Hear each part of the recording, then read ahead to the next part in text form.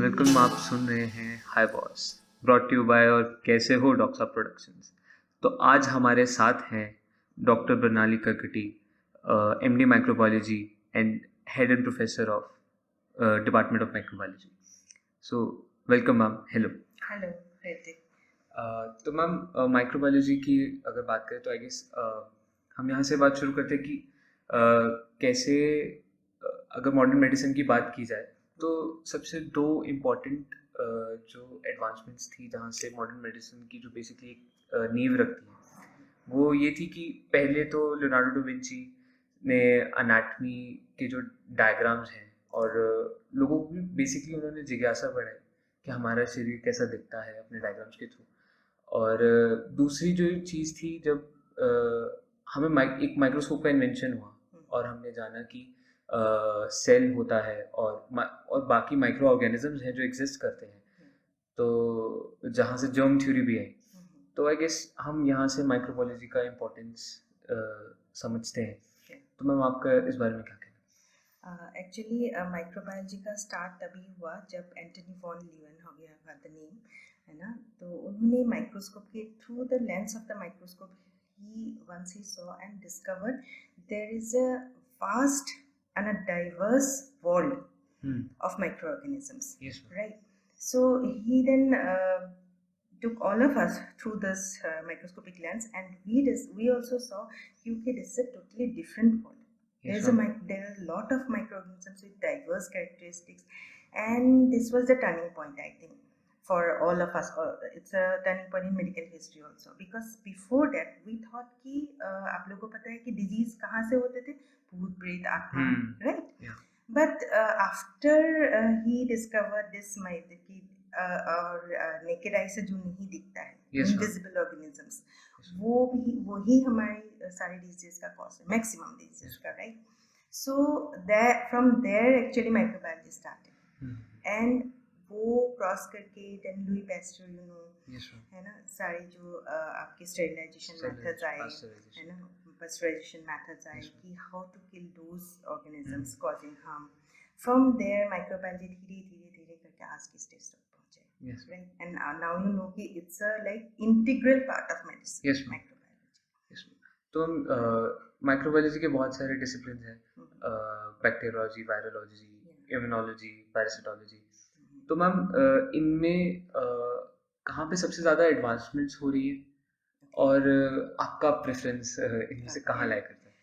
Actually, microbiology consists of many branches. As you know, at least 7 branches तो Yes, है: virology, immunology, parasitology, Yes, ma'am. bacteriology.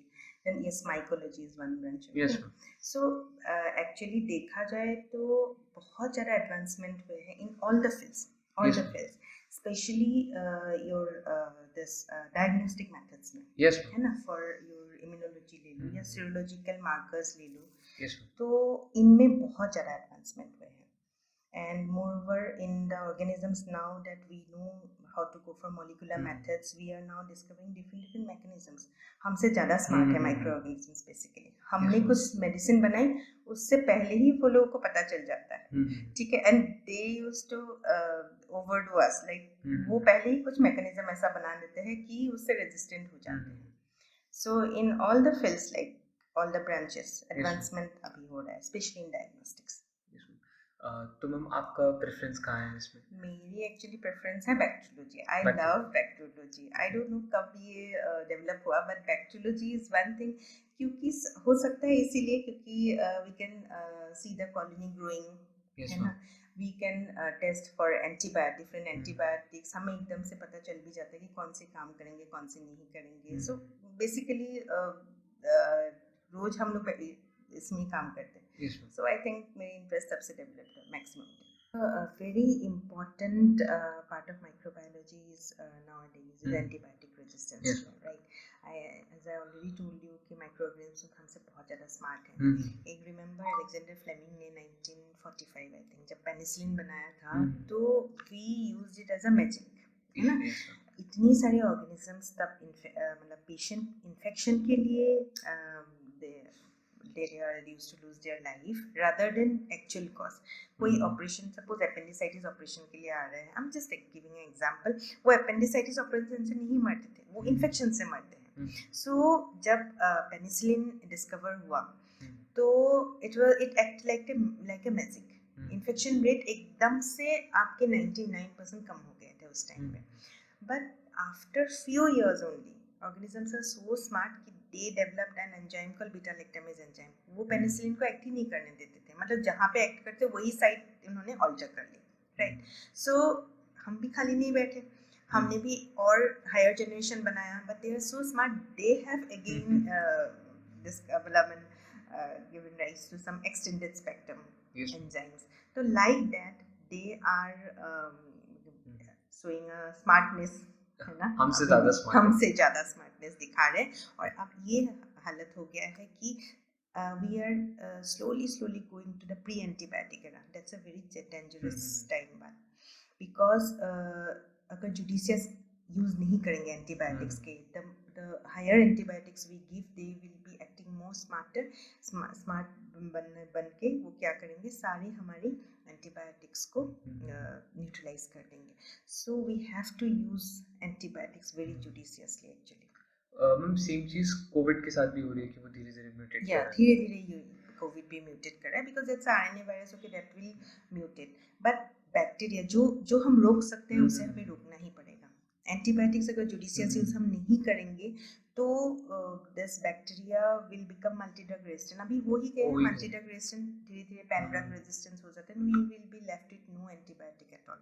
अभी new molecules बहुत time से आए ही नहीं है, and research is still going on. So we have to be careful in dealing with all these smart organisms actually. Thank you. तो ma'am इस पे एक सवाल बनता है कि आपने डॉक्टर बनने का फैसला कब लिया और क्यों? ओके, अच्छा, डॉक्टर बनने का फैसला actually in our times specially मैं जिस उससे हूँ, वहाँ क्या होता था उस टाइम पे, नॉट लाइक योर टाइम की बहुत सारे ऑप्शंस होते थे. हमारे ऑप्शंस 2 ही होते थे मैक्सिमम टाइम, डॉक्टर या इंजीनियर, क्या बनना है, like.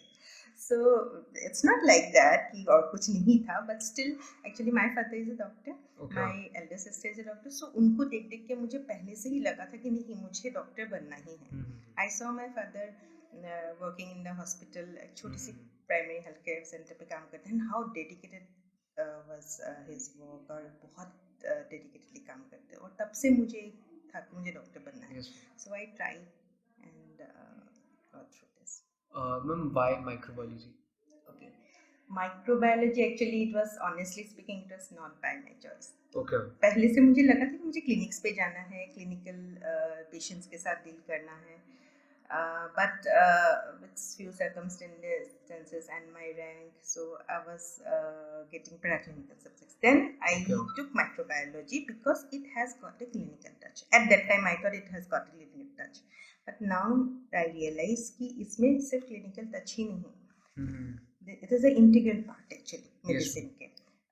Especially now after this COVID era, there is a significant role to be played in the field of medicine actually by microbiologists. And as you know, after discovery of this AIDS, है ना, HIV pandemic जब हुआ, जब TB हुआ, it has really given a recognition to microbiology actually. Or from that the field is really. तो ma'am आपने आप कहाँ से हैं?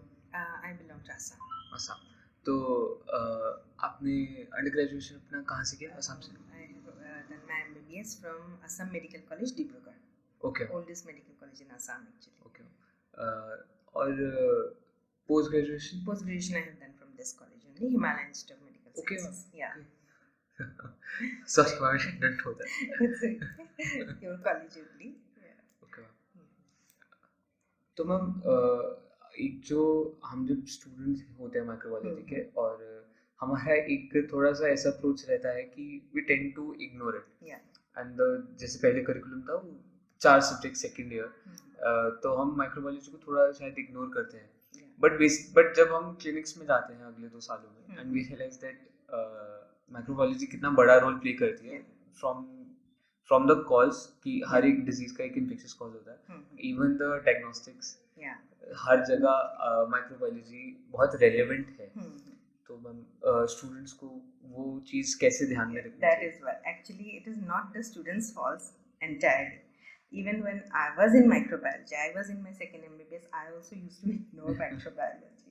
But after that, I realized when we, as junior stage, we went to final MBBS, then we read medicine, then we saw that a whole infectious disease का जो basis है, that is actually microbiology. Yes. Without microorganisms, तो infectious disease है ही नहीं. बिल्कुल. Medicine पढ़ने के लिए माइक्रोबायोलॉजी बहुत जरूरी है. सारी जो इन्फेक्शियस डिजीजेस है उसके कॉजेस तो सारे माइक्रो में ही हैं. So then actually retrospectively we studied microbiology, but nowadays the scenario is completely changing because of introduction of this new CBME, that is your competency based medical education. They have given equal weightage to microbiology. नहीं तो पहले क्या होता student अरे micro है चलेगा, micro word को लोग चलते थे, but I'm telling you it is not actually micro, it's a macro subject. Okay, क्योंकि आधा मेडिसिन तो आपके यहीं हो जाता है, स्पेशली द डायग्नोस्टिक्स. आप जब क्लिनिक में बैठते हो तो यू नीड टू नो कि आपको कौन से सैंपल भेजनी है, कौन से स्पेसिमेन के लिए आप टेस्ट करना चाहते हो. राइट, फ्रॉम 1 to 100 टेस्ट आप नहीं लिख सकते एक पेशेंट के लिए. Right, there comes your knowledge of microbiology. Diagnostic में so there is a story. अभी मेरा ENT का वाइवा चल रहा था एंड थिंग वाज, तो मेरे पास शॉर्ट के साथ ट्यूबरकुलर लेरिंजाइटिस. ओके. एंड तो मुझे बेसिकली नहीं आता था क्योंकि लैरिंक्स का अभी आधा सिलेबस हुआ था, आधा नहीं होता ऐसा. तो but I survive through it because उन्होंने मेरे से टीवी पे सवाल किए and I remember the diagnostics की क्या क्या क्या टेस्ट ऑर्डर करने चाहिए, Z staining, X-ray, chest X-ray, और कितने तरीके की होती है टीबी प्राइमरी सेकेंड. तो ये सारा नॉलेज हमने माइक्रो में ही सीखा. सो everybody who's listening, I mean, if you do your microwave, तो आगे आने वाले टाइम में मतलब it helps you a lot. कहते हैं ना बिल्डिंग की बेस अगर स्ट्रांग है तो आप कितने भी बनाते जाओ ऊपर, it will B strong always. लेकिन अगर बेस ही वीक है तो बिल्डिंग कुछ दिन तो रहेगा लेकिन उसके बाद टूट जाते हैं. So you have to make your basic strong. Basic में यही सब्जेक्ट्स आते हैं आपके, anatomy, physiology, microbiology and pathology. All these are actually basic subject. तो मैम एक क्वेश्चन है कि how should an student approach microbiology, वो कैसे पढ़ना शुरू करें? See if you start right from your micro organism तो हो सकता है सब्जेक्ट थोड़ा सा बोरिंग हो जाए, ड्राई हो जाए आप लोगों के लिए, है ना. तो स्टूडेंट को हमेशा ये देखना चाहिए सबसे पहले कि ये कौन सी क्लिनिकल कंडीशन कर रहा है, कौन सी मतलब डिजीज कर रहे हैं. By that way they will know कि क्लिनिक पेशेंट आ रहे हैं और ये सिम्टम्स लेके आ रहे हैं. So how should I approach for the diagnosis now. So what they can do कि सिम्टम क्या है, फीवर है, सैंपल क्या लेनी है, ब्लड लेनी है. रेस्पिरेटरी कोई प्रॉब्लम हो रहा है, ओके, स्पूटम सैंपल लेनी है.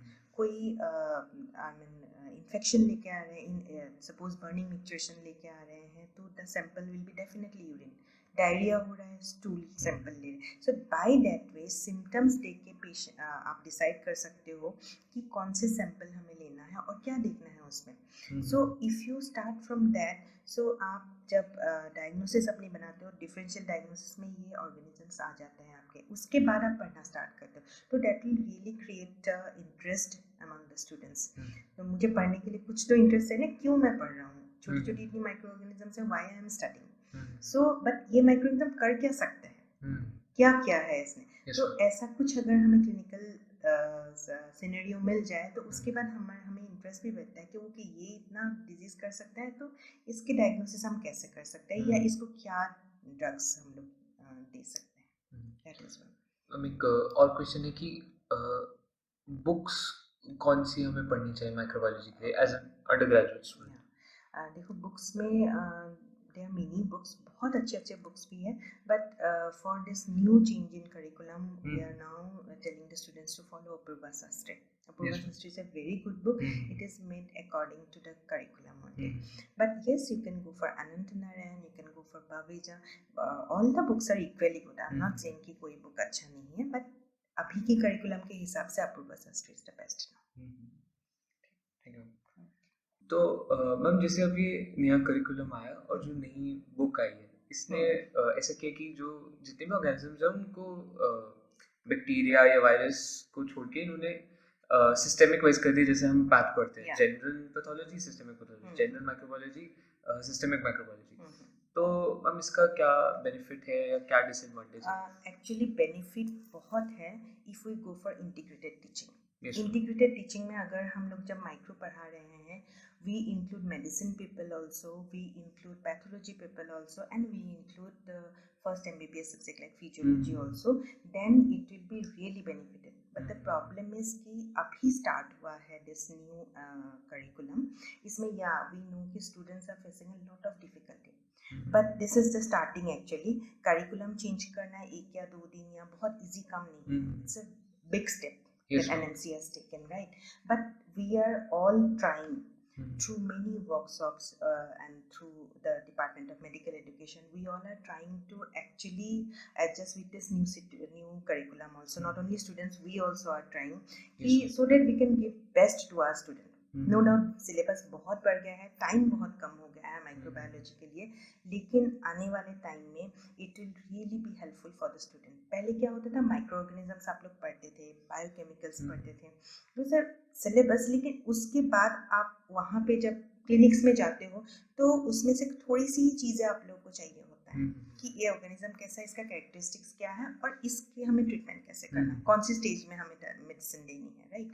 तो अभी यही चीज़ ज़्यादा हाईलाइट किया गया है इन माइक्रोबायोलॉजी। अदरवाइज पूरी पढ़ के जाके वहाँ पे आधी से ज़्यादा चीज़ हम भूल जाते हैं, then again we have to go back to the books. तो अभी क्या है, with the clinical scenario they have integrated the microorganisms so that will give you a better understanding. At least now we are trying कि student के लिए ये आसान हो। No doubt student are facing difficulty, we also know that, and we are also trying कि उनको हम लोग ऐसे पढ़ाएं ताकि उनके लिए थोड़ा सा इजी हो। बहुत वास्ट हो गया है। तो मैम इसमें मैं ये भी पूछना चाहता था कि माइक्रोबायोलॉजी के बाद मतलब माइक्रोबायोलॉजी में ही करियर प्रोस्पेक्ट्स क्या हैं? Career prospects, if a student goes for opt for microbiology in MD, there are many career prospects. Microbiology अभी सिर्फ not limited in a lab now. Yes, ma'am.